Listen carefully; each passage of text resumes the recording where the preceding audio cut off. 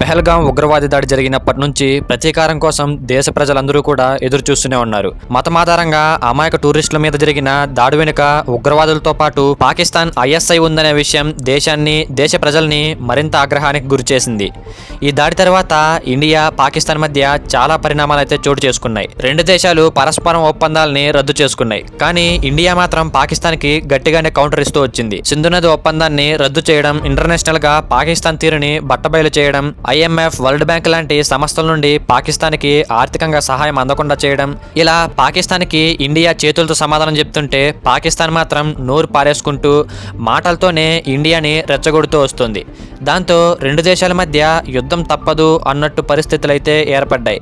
ముఖ్యంగా సమయం గడుస్తున్న కొద్దీ ఇండియన్ గవర్నమెంట్ మీద ప్రజల నుండి కూడా ఒత్తిడి ఎక్కువ అవుతూ వస్తుంది. ఎప్పుడు దాడి చేస్తామో, ఎప్పుడు ప్రతీకారం తీర్చుకుంటాం అనే అభిప్రాయాలు చాలా మందిలో పెరిగిపోతూ వస్తున్నాయి. కాబట్టి పాకిస్తాన్ విషయంలో ఇండియన్ గవర్నమెంట్ కూడా వెనక తగ్గే పరిస్థితి లేకుండా పోయింది. దాంతో ఇండియా కూడా దాడికి సిద్ధపడింది. మే 6న అర్ధరాత్రి ఇండియన్ సెక్యూరిటీ ఫోర్స్ పాకిస్తాన్ లో ఉన్న ఉగ్రవాది స్థావరాలను టార్గెట్ చేశారు. గతంలో బాలాకోట్లో చేసినట్లు పాకిస్తాన్ లో ప్రశాంతంగా నిద్రపోతున్న 9 టెర్రరిస్టుల క్యాంపులను ధ్వంసం చేశారు. ఈ దాడిలో మొత్తం 80 మందికి పైగానే టెర్రరిస్టులు చనిపోయినట్లు సమాచారం.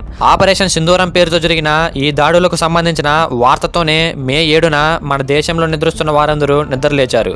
భారత భద్రతా దళాల సాహస చర్యలతో దేశ ప్రజల్లో ఆనందం వ్యక్తమవుతోంది. కాబట్టి పాకిస్తాన్ లోకి వెళ్లి అర్ధరాత్రి ఇండియన్ ఫోర్సెస్ జరిపిన ఆపరేషన్ సింధూరం ఎలా జరిగింది, ఈ దాడి చేయాల్సిన పరిస్థితి ఎందుకు వచ్చింది, ఈ దాడులతో ప్రజలు నిజంగానే సంతోషంగా ఉన్నారా, దీంతో ప్రతీకారం తీర్చుకున్నట్లేనా, ఇలాంటి చాలా విషయాల గురించి ఈ వీడియోలో మనం తెలుసుకునే ప్రయత్నం చేద్దాం. కాబట్టి వీడియోని ఎక్కడా స్కిప్ చేయకుండా చివరకు చూసి మీ ఒపీనియన్ అయితే ఖచ్చితంగా కామెంట్ చేయండి.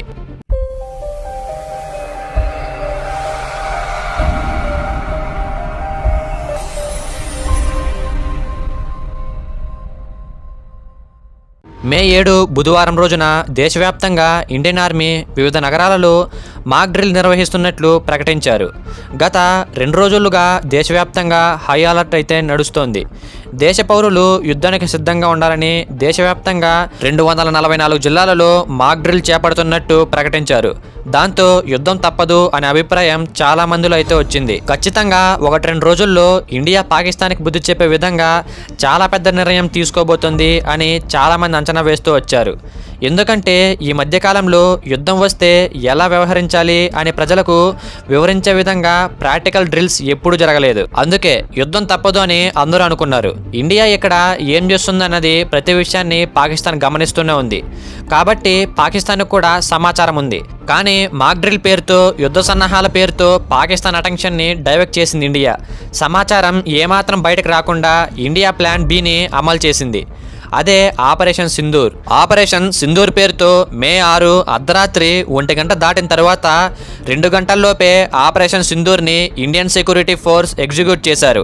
ఆర్మీ, నేవీ, ఎయిర్ ఫోర్స్ ఇలా త్రివిధ దళాలు ఈ ఆపరేషన్లో పాల్గొన్నాయి.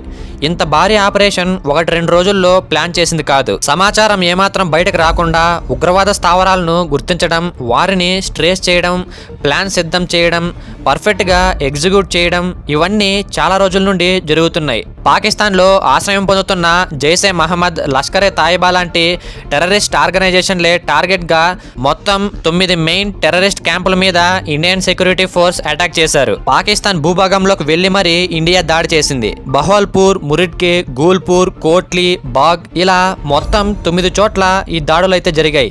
ఈ దాడిలో 70 నుండి 80 మంది వరకు ఉగ్రవాదులు అయితే మరణించినట్టు సమాచారం. ఇది కేవలం అంచనా మాత్రమే. ఇంతకన్నా ఎక్కువ మంది కూడా చనిపోయి ఉండవచ్చు.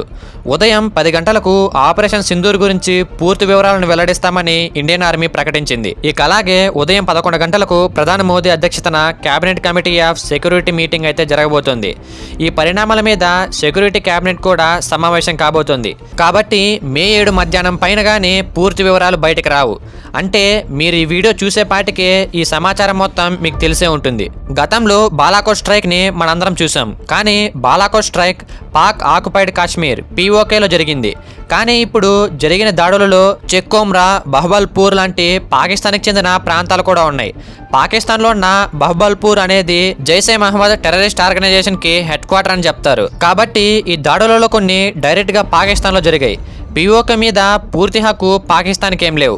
పీఓకే అనేది పాకిస్తాన్ కంట్రోల్లో ఉన్న ప్రాంతం మాత్రమే. కానీ పాకిస్తాన్కి వెళ్ళి మరి దాడి చేయడం, అది కూడా మిసైల్స్తో దాడి చేసినట్టు సమాచారం. సముద్రం నుండి, ఆకాశం నుండి, భూమి నుండి, ఇలా అన్ని వైపుల నుండి పాకిస్తాన్ టెర్రరిస్టుల మీద ఇండియా అటాక్ చేసింది. ఇండియా అటాక్ చేసిన ముజాఫరాబాద్ ఇస్లామాబాద్కి చాలా దగ్గరగా ఉంటుంది. ఇస్లామాబాద్ నుండి 130 కిలోమీటర్ల దూరంలోనే ముజాఫరాబాద్ ఉంటుంది. కాబట్టి బాలాకోట్ దాడి కన్నా ఇప్పుడు జరిగిన దాడి మరింత పెద్దదని భావించాలి. ఈ విషయంలో ఒక రకంగా పాకిస్తాన్ కూడా సైలెంట్గా ఏముండదు. ఇప్పటికే లైన్ ఆఫ్ కంట్రోల్ వద్ద పాకిస్తాన్ ఆర్మీ కాల్పులు జరపడం మొదలుపెట్టింది. పాకిస్తాన్ తన మీద దాడి జరగడాన్ని అస్సలు సహించదు. ఉగ్రవాదం మీద దాడి జరిగిందని పాకిస్తాన్ ఒప్పుకోదు. సామాన్య ప్రజల మీద ఇండియా దాడి చేసిందని అందరికీ చెప్తుంది. ఇప్పటికే పాకిస్తాన్ ప్రైమ్ మినిస్టర్ దీని మీద స్పందించారు. ఇండియా చేసిన దాడి పాకిస్తాన్ సవర్నిటీ, ఇంటిగ్రిటీ మీద జరిగిన దాడి అని అనడం మొదలుపెట్టారు.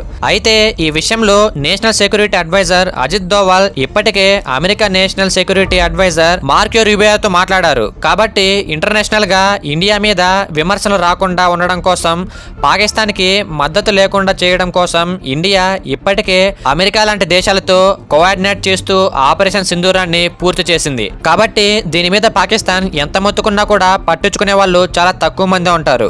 ఈ ఆపరేషన్ సింధూరం మీద మీ ఒపీనియన్ ఏంటో కింద కామెంట్ చేయండి.